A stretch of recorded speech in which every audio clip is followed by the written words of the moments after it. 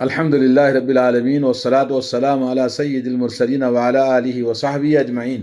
دوستو بھائیو، آج آپ کے سامنے ایک موضوع لایا ہوں کہ آپ اپنے آپ کو آزاد کرنا ہے، یا تو آزادی جہنم سے آپ جنت کے حقدار بن جائیں، یا اپنے آپ کو آزاد کرنا ہے جنت سے آپ جہنمی بن جائیں۔ دو ہی راستے ہیں۔ اللہ تبارک و تعالیٰ نے فریق فی الجنت و فریق فی السعیر، انسانوں میں دو ہی راستے ہیں، یا تو جنت کا راستہ ہے یا تو جہنم کا راستہ ہے۔ اس حدیث میں آپ کو سنانا چاہتا ہوں۔ وعن ابی مالک الاشعری رضی اللہ تعالیٰ عنہ قال قال رسول اللہ صلی اللہ علیہ وسلم الطہور شطر الایمان والحمد للہ تملأ المیزان وسبحان اللہ والحمد للہ تملأان او تملأ ما بین السماوات والارض والصلاة نور والصدقة برهان والصبر ضیاء والقرآن حجة لك وعليك كل الناس یغدو فبائع نفسہ فمعتقها او موبقها۔ رواہ صحیح مسلم، رواہ مسلم۔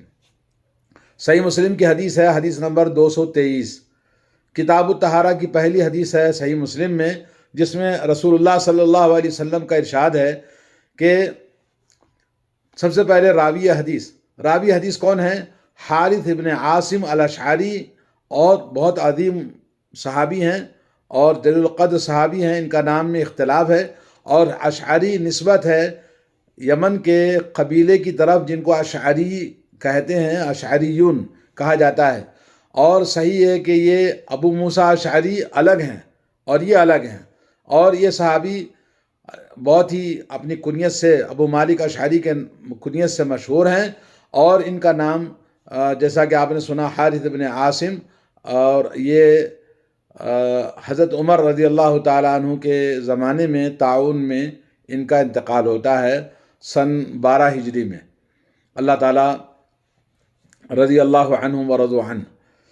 اور رسول اللہ صلی اللہ علیہ وسلم فرماتے ہیں کہ طہارت آدھا ایمان ہے، پاکی صفائی آدھا ایمان ہے، اور فرمایا الحمدللہ ترازو کو بھر دیتا ہے، اور سبحان اللہ الحمدللہ آسمان و زمین کے درمیان اس نیکیوں کو، اس کا ذکر کرنے سے، اس کی نیکیوں سے یہ پورا آسمان و زمین کے بیچ میں پورے خلا کو بھر دیتا ہے۔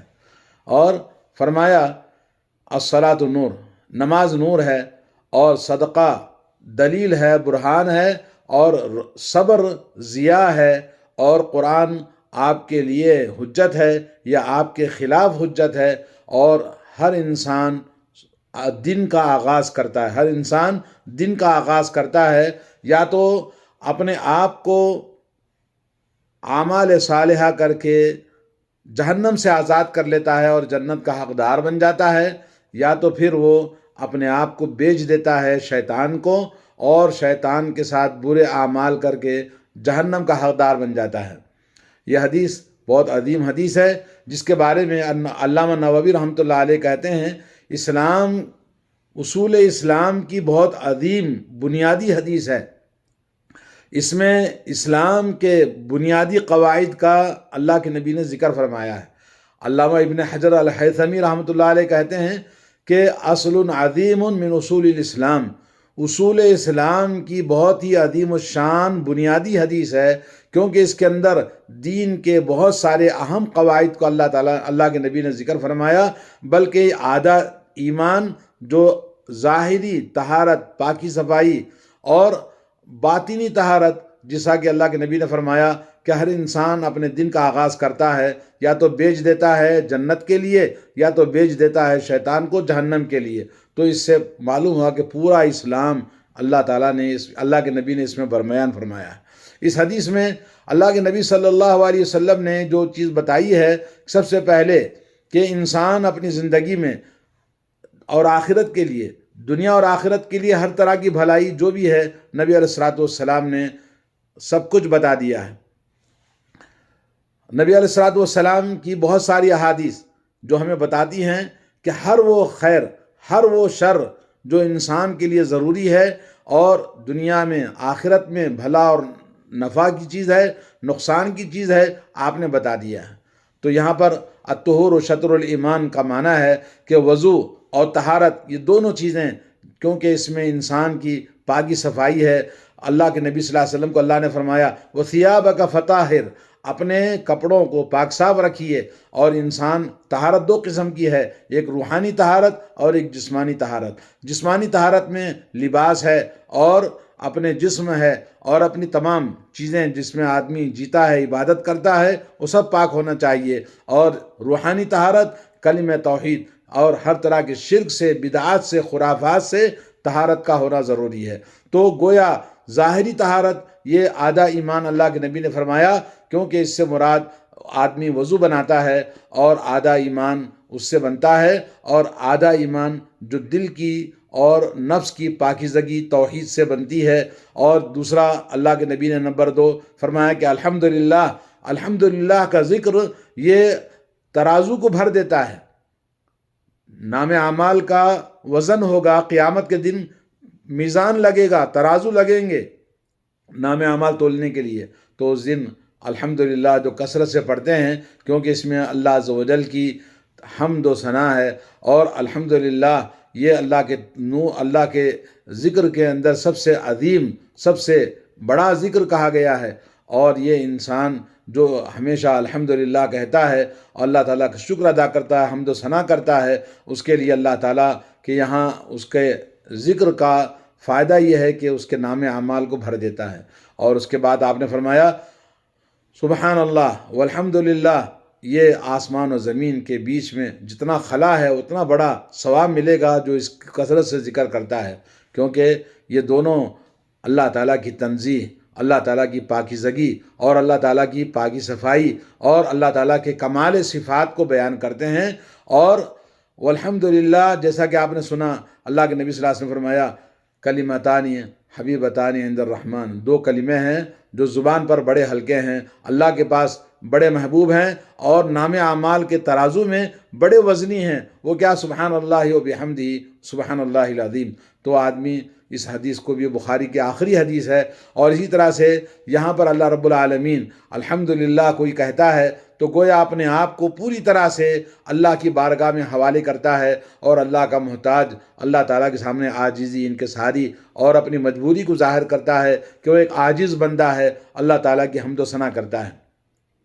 تو یہ پہلی چیز طہارت، اور دوسرا الحمدللہ جو توحید کا سب سے بنیادی چیز ہے، اور سبحان اللہ الحمدللہ اللہ تعالیٰ کی توحید کا ذکر ہے۔ اور اس کے بعد آپ نے چوتھی چیز بتائی اللہ تبارک و تعالیٰ نے، وہ اللہ کے نبی صلی اللہ علیہ وسلم نے، الصلاۃ نور، نماز نور ہے۔ نماز نور ہے کیونکہ یہ قیامت کے دن اللہ تعالیٰ پل صراط پر گزرنے کے لیے نماز نور ہوگی۔ اللہ کے نبی نے فرمایا وضو بنانے والے اپنے وضو کی وجہ سے غرم محجلین، اور ان کے نور سے اللہ تعالیٰ ان کی روشنی عطا فرمائے گا وضو کے اعضاء میں، اللہ کے نبی صلی اللہ علیہ وسلم اس کے ذریعے پہچان لیں گے۔ لیکن وضو کے اعضاء وضو سے چمک رہے ہوں گے، نبی پہچان لیں گے، مگر جب حوض کوثر پر آئیں گے تو لوگ روک دیں گے۔ اللہ کے نبی کہیں گے میری امت کے لوگ ہیں، کیونکہ یہ میرے امت کے نشان ہے۔ تو اللہ کے نبی سے فرشتے کہیں گے یہ وہ لوگ ہیں جنہوں نے آپ کے دین کو بدل دیا تھا آپ کے بعد میں، یعنی سنتوں کو چھوڑ کر مذہبوں کے پیچھے، غلاموں کے پیچھے اور ائمہ کے پیچھے، مذہب کے اور مختلف فرقوں میں بٹ دیا تھا۔ آج جیسا کہ بریلوی لوگ ہیں، مشرک لوگ ہیں، بہت سارے لوگ ہیں جو نبی کی سنتوں کی اتباع نہیں کرتے بلکہ اپنے مذہب کو نبی کے اوپر رکھتے ہیں۔ لا حول ولا قوت الا باللہ۔ تو اللہ کے نبی کہ سوقا لمن غیر دینی لمن بدل دینی، اعضائے وضو چمکنے کے باوجود نبی علیہ الصلوۃ والسلام کہیں گے میرے سے ہٹا دو، جنہوں نے میرے دین کو بدل دیا، میری سنتوں کو بدل دیا۔ دوستو آج ہمیں سنتوں کی اتباع کرنے کی ضرورت ہے، اور اللہ کے نبی نے فرمایا نماز نور ہے۔ وہ نماز جو ارکان اور اس کے فرائض اور اس کے واجبات اور اس کے سنتوں کے مطابق پڑھے اور اس کے حقوق کو ادا کرے، اور الذین هم فی صلاتہم خاشعون، نماز میں خشوع اور خضوع کے ساتھ پڑھے، اور قد افلح المؤمنون، اور وہ مومن کامیاب ہیں جو نماز کی پابندی کرتے ہیں۔ الذین هم علی صلواتہم یحافظون الذین هم علی صلاتہم دائمون، اللہ نے کہا کہ اس نماز میں ہمیشگی کرنے والے، نمازوں کی حفاظت کرنے والے، ان کے لیے نماز نور بنتی ہے۔ کبھی ایک بار پڑھا، 2 مرتبہ چھوڑ دیا، 3 مرتبہ پڑھا، 4 مرتبہ چھوڑ دیا، 4 مرتبہ پڑھا، فجر کی نماز چھوڑ دیا، جمعہ کی نماز پڑھتا ہے، رمضان کی نماز پڑھتا ہے، ایسے نمازیوں کے لیے یہ نور نہیں ہوگا۔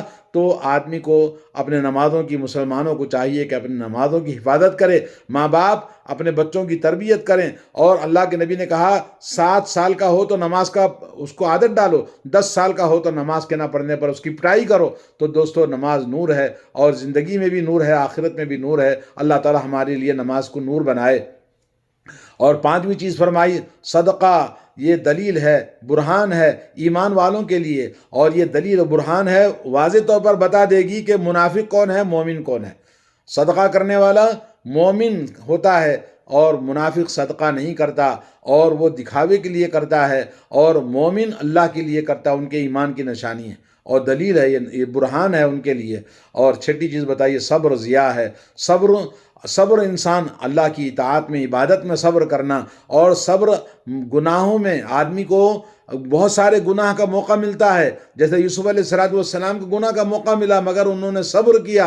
اور اسی طرح سے اللہ کے نبی نے کہا وہ نوجوان جس کو رات کے اندھیرے میں کوئی خوبصورت، حسین و جمیل، اونچے خاندان کی عورت بلاتی ہے اور برائی کرنے کے لیے کہتی ہے، تو وہ کہتا ہے انی اخاف اللہ، میں اللہ سے ڈرتا ہوں۔ تو صبر معصیت میں، اور صبر عبادت میں، اور صبر دنیا کے حالات میں، جو کچھ جیسا کہ آج کرونا چل رہا ہے، اور ہر جگہ انسان تکلیف اور مصیبت میں ہے، تو آدمی حالات کے تحت جو تقدیر کے ناگہانی حالات ہیں، آسمانی بلائیں ہیں، زمینی مصیبتیں ہیں، سب پر صبر کرنا۔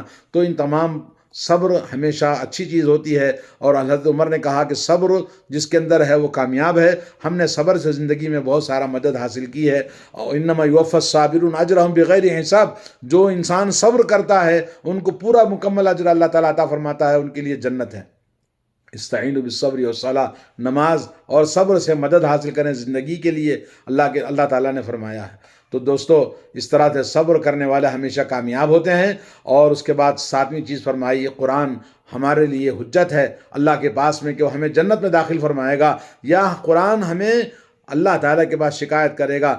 رسول کہتے ہیں وقال الرسول یا رب ان قوم اتخذوا هذا القرآن مہجورا، اے اللہ میری قوم نے قرآن کو چھوڑ رکھا ہے۔ تو قرآن ہمارے لیے یا تو جہنم میں لے جانے کا سبب بنے گا، یا جنت میں لے جانے کا سبب بنے گا۔ تو آدمی اللہ سے ڈرے، قرآن مجید کو پڑھے، قرآن مجید کو سیکھے، اپنے بچوں کو سکھائے اور اس کا اہتمام کرے۔ اور اس کے بعد آخری بات ہے، اللہ کے نبی صلی اللہ علیہ وسلم نے فرمایا کہ ہر انسان دن میں آغاز کرتا ہے، جیسے ہی صبح ہوتی ہے انسان 2 ہی راستے ہیں، یا تو اپنے آپ کو بیچ دیتا ہے، کس کے لیے؟ اللہ تعالیٰ کے لیے، اللہ کے راستے میں عبادت کرنے، عمل صالح کرنے، ہر قسم کی نیکیاں، صبح سے لے کر شام تک نیکیاں ہی نیکیاں کرتا ہے، امر بالمعروف نہی عن المنکر، صدقہ اور خیرات کرنا، لوگوں کے ساتھ بھلائی کرنا اور عبادتیں کرنا، اعمال صالحہ کرنا سنت کے مطابق، تو وہ انسان جنت کا حقدار بن جاتا ہے۔ یا تو پھر وہ اپنے آپ کو برائیاں، صبح سے فجر کی نماز نہیں پڑھتا، اور صبح سے گالیاں گلوچ بکنا، لوگوں کے ساتھ ظلم و ستم کرنا، لوگوں کا مال ہڑپ کر جانا، لوگوں کے ساتھ چکر مکر کرنا، غیبتیں کرنا، برائیاں کرنا، یہ مار پیٹ کرنا، ہر طرح کا فساد شیطان کے راستے پہ چلتا ہے اور جہنم کا حقدار بنتا ہے۔ اللہ تعالی ہم سب کے مسلمانوں کو توفیق اور ہدایت نصیب فرمائے، اللہ تعالی ہماری اصلاح فرمائے، اور اس حدیث کے مطابق اپنی زندگیوں کو بنانے کے لیے ہر مسلمان کو سوچنا چاہیے اور کوشش کرنا چاہیے۔ دوستو آج حالات اتنے خراب ہیں اور دن بدن بدلتے جا رہے ہیں، تو آدمی کو بدلنا چاہیے۔ نہ سمجھو کہ تم مٹ جاؤ گے ہندوستان والو، تمہاری داستان تک نہ ہوگی داستانوں میں۔ اور ان تتولوا استبدل قوما غیرکم ثم لا یکون امثالکم، اگر تم نہیں بدلو گے اللہ تعالیٰ کو بدلنا آتا ہے، اور وہ تمہاری طرح نہیں ہوں گے۔ اللہ تعالیٰ نے حالات جیسے بنائے ہیں، پوری دنیا ختم ہو جائے گی کورونا میں، لوگ ابھی بدلنا نہیں چاہتے، توبہ کرنا نہیں چاہتے، عبادت کرنا نہیں چاہتے، دین پر آنا نہیں چاہتے، تو دوستو کب آئیں گے؟ اللہ تعالیٰ ہم سب کو توفیق عطا فرمائے۔ وصلی اللہ علی نبینا محمد وعلی آلہ وصحبہ اجمعین۔ السلام